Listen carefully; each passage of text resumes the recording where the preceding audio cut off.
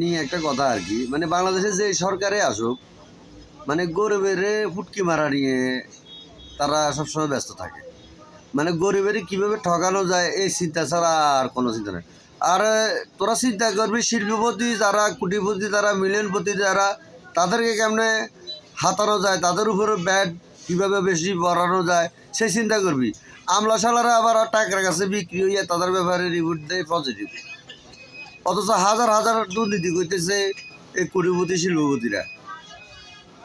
হ্যাঁ, জায়গা কিনছি ধরেন না এক চারখানি, দখল করে রাখছে আপনি 10 কানি, তাইলে আমলারা যাই এনে করছে যে না উনি রাইট আছে, অমুক কোম্পানির মালিকের কাগজপত্র সব কিছু ঠিক আছে, কিন্তু আসলে গরিবের জায়গা মারি দিছে। এগুলোর দিকেও এগুলো সংস্কার হওয়ার দরকার। আর সচিব যারা আছে এরা চতুর্থ শ্রেণী কর্মচারীর উপরে যা নির্যাতন করে, যা আচরণ করে, এগুলা বলার মানে মুখের ভাষা থাকে না, বুঝছেন নি?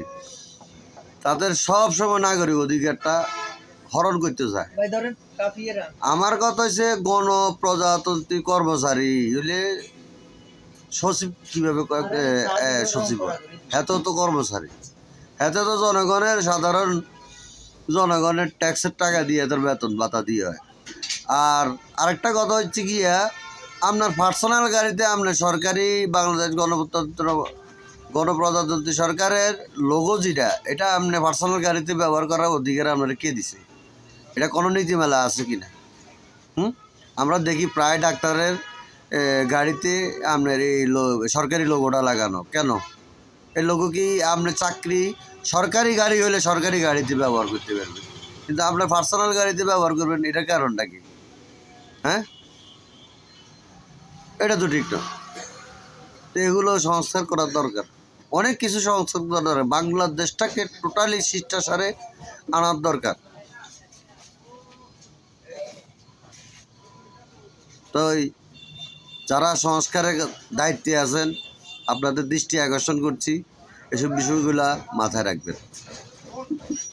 গরিবের ফেটে আর লাথি মারিয়েন না। দেশ স্বাধীন হওয়ার পর থেকেই 1971 সালে তখন থেকে গরিবের ফেটে লাথি মাইতে দেশের বড় লোকেরা, প্রভাবশালীরা এখনও লাথি মারতে আছে। সরকারও মারে, প্রভাবশালীরাও মারে, শিল্পপতিরাও মারে। এদেরকে আর ঠকাইয়েন না। হ্যাঁ, গরিবের ফেটে লাথি মারছে। শেখ হাসিনা মনে করেন গরিবের হেঁটে লাথি মারে বড় লোকের তাজা বানাইছে, এই জন্য আল্লাহ নালতে দেশারি ফেলাইছে। কথা বুঝছেন? আমি কোন দল করে এটা আমার ব্যক্তিগত ব্যাপার, কিন্তু আমার কাছে হক কথা বলতে হবে। কথা বুঝছেন?